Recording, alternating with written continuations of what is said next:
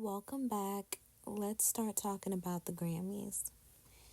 The Grammys were surprisingly good this year, and the biggest talk of the night was Beyonce and the fact that she won Album of the Year, something that she's been striving for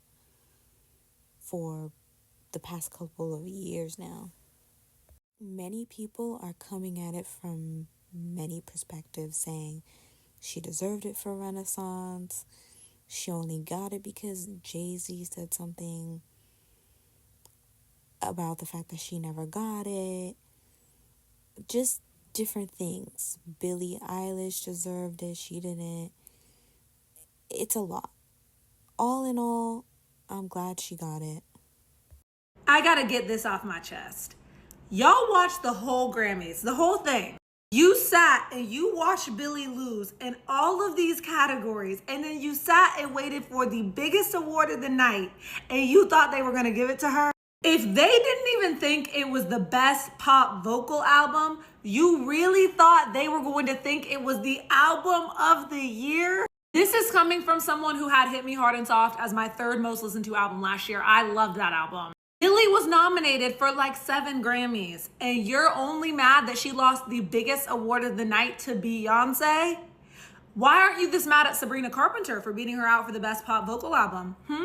Why aren't you mad at her team for not submitting Wildflower for 1 category? They didn't submit that song for 1 award. Then you got all these people being like, I didn't even listen to Cowboy Carter. Like, Billie's album was way more popular. If it were based on popularity and streams, Sabrina Carpenter is the one who should be mad, not Billie Eilish. And this is the Grammys. Y'all are acting like Billie's some underground artist getting overlooked by the Grammys. She is a darling to the Academy. She has several Grammy Awards. She won more Oscars for the Barbie movie than the movie did. No, I don't think that Billie should have gone home empty-handed. Duh, I loved her album. But I have enough sense to know the competition was so stiff this year. And maybe you didn't understand the historical and cultural significance of Cowboy Carter and the boundaries that were pushed and the critical acclaim of this album. There's a reason you're not one of the 13,000 members of the Academy. But I find it interesting that so many Billie Eilish fans are so quick to call out Beyonce and Kendrick Lamar specifically for not deserving their awards, when Billie Eilish's whole shtick is modeled after Black culture. Like, are we serious? I'm not saying that that's a bad thing, but you can't ignore the irony here. This is why you can't listen to the opinions of people on the internet, because if you can look at Beyonce, one of the most talented artists of our generation, and say she's undeserving or say she's overrated, then I don't know. What else is somebody supposed to do? She released her tour dates for Cowboy Carter, and she is performing near me in New Jersey. I have to see how much these tickets are because I've never ever been to her concert. I don't know how that's gonna happen. A girl is broke, okay?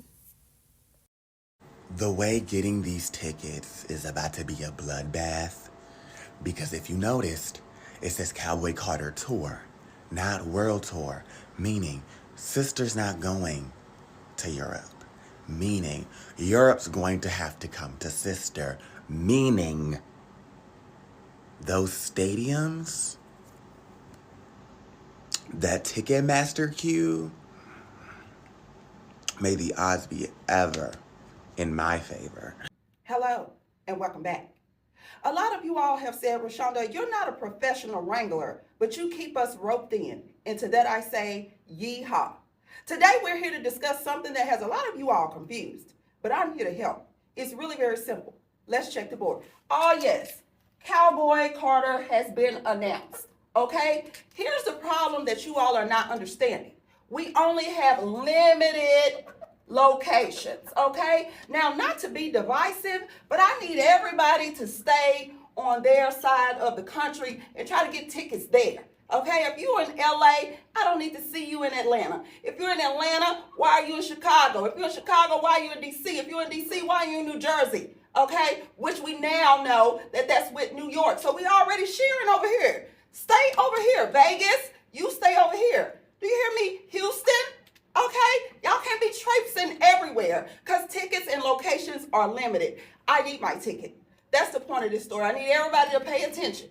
We have limited locations. Okay, now I don't know if you want to pick somebody in your group to be a volunteer as tribute to get tickets for everybody, but I'm telling you right now, okay, you need to stay in your various locations. Okay, it's really simple. Thanks. Up next, let's talk about Gracie Abrams talking about Taylor Swift. So basically, she just said that Taylor Swift doesn't get enough credit for writing her own songs, composing her own songs, and all that. And to this, I say, there are always going to be people who are going to discredit the great things that somebody has done. But Taylor Swift has got enough accolades, enough money to show for what she has contributed to pop culture. There's no denying that. This shouldn't even be an issue. I understand her praising her friend, but this shouldn't even be a topic. Just quickly putting this out there, why is there another Jurassic Park movie? Like, I don't understand. Is Steven Spielberg involved in this? It's becoming like another Fast and Furious movie franchise. I don't care to see it. I support Jonathan Bailey, of course, but what are we doing here? Gaga has returned in full form. Her Abracadabra video dropped the same night as the Grammys, and it's so reminiscent of Bad Romance, Alejandro, and she also won an award during the Grammys too. Congrats to her. And I've heard Disease, I think I mentioned Disease on here. I'm just ready for her album, Mayhem. Let's go. Ariana just stated that she is missing a few years from her memory. That is very alarming. That to me screams that she has a lot of trauma, or had a lot of trauma being in the public eye and being a pop star. And we have to remember she has gone through a lot. I'm only going to speak on this one time, and that's it. These two white girls have so much gumption and audacity, it's insane. Alabama needs to keep her legs closed if she knows what's good for her. That's all. One thing about that Taylor Swift, she gonna stand up and clap. She gonna stand up and cheer. She gonna stand up and wave her hands and sway her hips to the side. She can be the only one at the Grammys. Taylor is gonna stand up and cheer for you your whole entire performance.